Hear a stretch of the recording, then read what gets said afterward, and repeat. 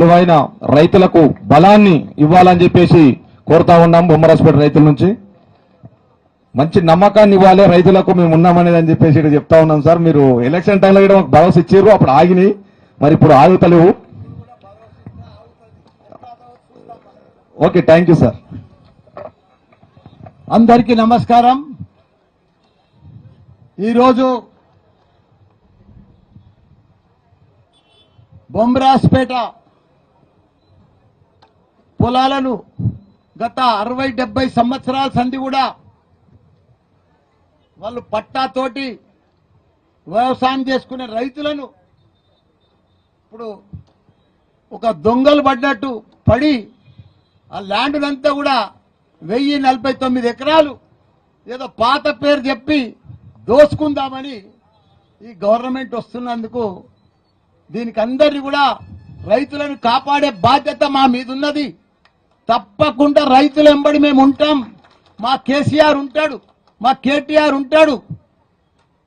రైతుల రాజ్యం మన టిఆర్ఎస్ ప్రభుత్వం అప్పుడు ఉన్నప్పుడు బ్రహ్మాండంగా జరిగింది. కానీ ఇప్పుడు కాంగ్రెస్ వచ్చిన వద్దుగా బాధలే బాధలు, బాధలే బాధలు, కబ్జలే కబ్జలు, కబ్జలే కబ్జలు.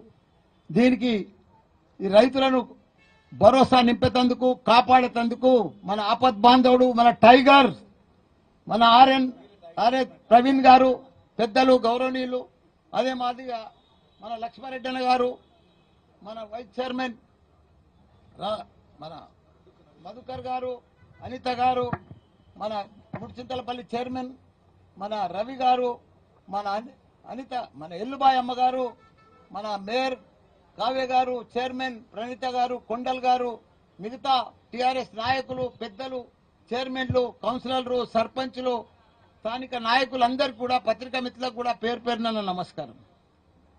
నాకు బాగా తెలుసు, నేను మంత్రి ఉన్నప్పుడు కూడా ఈ ల్యాండ్ విషయం నా దగ్గరకు వచ్చింది. నేను కలెక్టర్ ఆఫీసులోకి పోయినా, అప్పుడు కూడా ఆపినా. అప్పుడు కూడా ఇదే రవి, ఈ సత్యనారాయణ రాజు, వీళ్ళందరూ కూడా, రమణ, వీళ్ళందరూ వచ్చారు నా దగ్గరికి. దీనికోసం మొత్తం అవగాహన ఉంది. కానీ మొత్తం అప్పుడు ధరణి ఉన్నప్పుడు పర్ఫెక్ట్ గా ఆ భూమిని కాపాడడం, వాళ్ళు కూడా భరోసాతో ఉన్నారు. కానీ ఇప్పుడు కొత్తగా భూభారత్ వచ్చింది.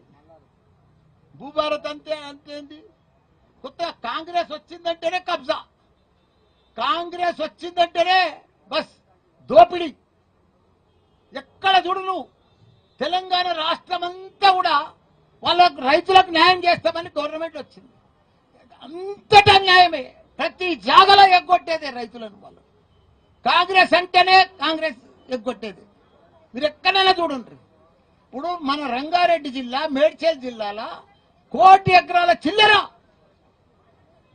22A తీసుకొచ్చు. ఆ 22A అంటే అర్థమే కాదు. మరి 22A సీఎంకు తెలియదా, కలెక్టర్లకు తెలియదా, రెవెన్యూ మంత్రికి తెలియదా? ఇది ఎందుకు వచ్చింది 22A? ఎన్నడూ లేని 70 సంవత్సరాల సంది పట్టాలున్నాయి, వ్యవసాయం చేసుకుంటారు, పాస్బుక్లు ఉన్నాయి, ధరణి ఉన్నాయి, ఆంధ్రప్రదేశ్ పాస్బుక్లు ఉన్నాయి, కొత్త పాస్బుక్లు వచ్చినాయి, భూభారతి వచ్చినాయి. కానీ 22A అడికెళ్ళి వచ్చింది, ఎందుకు వచ్చింది, ఎవరు తెచ్చిర్రు? వీళ్ళంతా నిద్రపోతుర్రా? ఏం చేస్తున్నట్టు గవర్నమెంట్? ఇంతమందిని అల్ల కొల్లలో రియల్ ఎస్టేట్ వ్యాపారస్తులను, భూస్వాములను, వ్యవసాయం చేసుకుంటున్నాను, రైతులను, ఏదైనా చిన్న చిన్న ప్రతి ఒక్క దాంట్లో 22A. మళ్ళా వాళ్ళే ఎంఆర్ఓ తానికి వెళ్ళి, ఆర్డీఓ తానికి వెళ్ళి, కలెక్టర్ తానికి వెళ్ళి, మంత్రి, ప్రతి పైరవ్ చేసుకొని మళ్ళా రౌండ్ గా చక్రం కొడితే గానీ అది బయటికి వస్తలేదు. నిన్న మాత్రం దయదలిచి కనుకరించిండే మన సీఎం, నేను 22A ఉంటే అందరినీ కాపాడుతా అని. చాలా మంచి మాట చెప్పినావు. మరి 22 ఎట్లా వచ్చిందో నువ్వు ఎంక్వైరీ చేయవా? నీ బాధ్యత కాదా? నువ్వు సీఎం కాదా మన రాష్ట్రానికి? అదంటే నిన్న బాధ్యత గల సీఎం లెక్క ఒక మాట ఇచ్చినావు, నేను ఇది కాపాడుతా అని. మరి ఇదేంటి బొమ్మరాజపేట ల్యాండ్ 1000 ఎకరాలది, ఇది నీకు బాధ్యత కాదా? స్థానిక కాంగ్రెస్ నాయకులకు బాధ్యత లేదా? ఎవరు చేస్తున్నారు ఇదంతా? ఏ చేతవాడి చేస్తున్నా? చేతవాడితో అవుతుందా? ఈ నంబర్లన్నీ ఎవరు మారిపోతున్నాయి? ఎట్లా చేతవాడితో మారిపోతున్నాయా? ఎవరిని తెలుస్తలేదా? ఎట్లకెళ్ళి మారుతున్నాయి ఈ నంబర్లన్నీ? ఎవరి పేరు మీద చెప్తున్నాయి?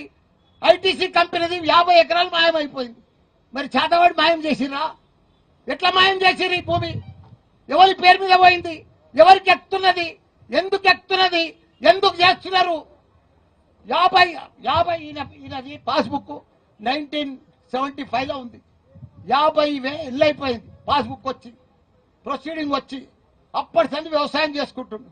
అప్పుడు కాంగ్రెస్ ప్రభుత్వం ఉంది కదా, ఆ టైంలోనే పాస్బుక్ అయింది కదా. మరి ఇప్పుడు ఎందుకు మారుతుంది? ఎవడో వచ్చిండని, సాదా బైనామని, కోర్టు కేసు వేసిండని, ఏదో జర్రాంతుందని, అమెరికాలో ఉన్నోడు వీడికి వచ్చిండని, 50 ఏళ్ల కింద పోయినోడు, 60 ఏళ్ల కింద పోయినోడు ఇప్పుడు వచ్చిండని వారికి మీరు హెల్ప్ చేస్తారు. ఈ చిన్న చిన్న రైతులు 6 ఎకరాలు, 5 ఎకరాలు, 3 ఎకరాలు, 10 ఎకరాలు వ్యవసాయం చేసుకొని బతుకుతురు. దీనికి పాస్బుక్ వాల్యూ లేదా? ఈ ధరణికి వాల్యూ లేదా? భూభారతికి వాల్యూ లేదా? ప్రొసీడింగ్ కు వాల్యూ లేదా? ఇవన్నీ ఇప్పుడు గోదావరిలో కలిపేసి చక్కగా ఎవరికి వస్తే వాని పేరు మీద ట్రాన్స్ఫర్ చేస్తే ఎట్లయితుంది, ఏమవుతుంది? ఇవన్నీ మీరు గవర్నమెంట్ ఉందా లేదా? కలెక్టర్ ఉందా, ఆర్డీఓ ఉందా, అన్ని ఎంఆర్ఓనే మార్చేస్తాడా? ఏదనుకుంటే అది అవుతుందా? ఇట్లనే మమ్మల్ని చంపక తింటారా?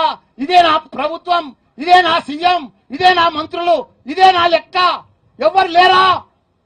అంతా చూస్తుండగానే పగడి దొంగల లెక్క లూటి చేస్తారా? ఈ భూములను అంతా మాయం చేసేస్తారా? భూములంతా పేరు మార్చేస్తారా? భూములంతా దయచేసి నేను సీఎం గారికి రిక్వెస్ట్ చేస్తున్నా, మీరు ఎంక్వైరీ వేయాలి, ఈ రైతులను కాపాడాలి, ఈ భూములను కాపాడాలి.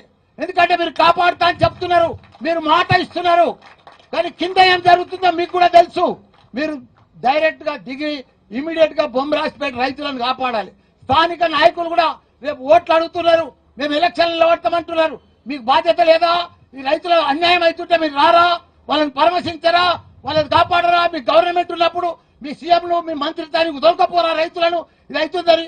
ఇదే మాదిరిగా మన కోదండరామరెడ్డి సార్ వచ్చిండు, ఇదంతా భూమి తిరిగిపోయిండు, 1000 ఎకరాలు తిరిగిండు. ఆయన రిపోర్ట్ కూడా ఇచ్చిండు గవర్నమెంట్ కు. ఈ రైతులకు వీళ్ళకే న్యాయం జరగాలి, ఈ భూమి వీళ్ళకే ఉన్నది, ఈ పట్టాలని వీళ్ళది కరెక్ట్ అని చెప్పి రిపోర్ట్ కూడా ఇచ్చిండు. మరి కోదండరామరెడ్డి సార్ ఇచ్చిన దానికి కూడా వాల్యూ లేదా? ఆయన వచ్చిపోయిన దానికి కూడా లేదా? ఆయన ఒక ఎమ్మెల్యే, ఎమ్మెల్సీ, ఆయన కూడా పెద్ద మనిషే. మీ పార్టీలో దాంట్లో కూడా పార్ట్ ఆఫ్ ఉన్నాడు కదా. అంత పెద్ద మనిషి కూడా ఈ పేద రైతులను కాపాడుతందుకు వచ్చినప్పుడు మీరు ఆయన మాట కూడా వినరా? దయచేసి నేను గవర్నమెంట్కి చెప్తున్నా, ఈ భూమి మీరు కాపాడే బాధ్యత, రైతులను కాపాడే బాధ్యత మీది. తప్పకుండా మీరు కాపాడాలి, తప్పకుండా మేము వదిలేదే లేదు. బొంబిరాజ్పేట రైతుల తరఫున టీఆర్ఎస్ ప్రభుత్వం ఉంటుంది, మా కేసీఆర్, కేటీఆర్ ఉంటాడు. మేము వాళ్ళకి అండా నిలబడతాం. ఎవడు వస్తాడో రమ్మని, ఎట్లా వస్తుందో పేరు మారుతుందో చూడమని గ్యారంటీగా మేము వాళ్ళ తరఫున ఉంటాం. ఒక్క గుంట, ఒక్క భూమి కూడా ఇవ్వం వాళ్ళకి. మేము తప్పకుండా ఇక్కడనే ధర్నా చేస్తాం, వాళ్ళని వదలం. ఎవడు వస్తాడో చూస్తాం. ఈ ఆర్డీఓ కానీ, ఎంఆర్ఓ కానీ వీళ్ళంతా మోసం చేసి ప్రభుత్వానికి కకృతి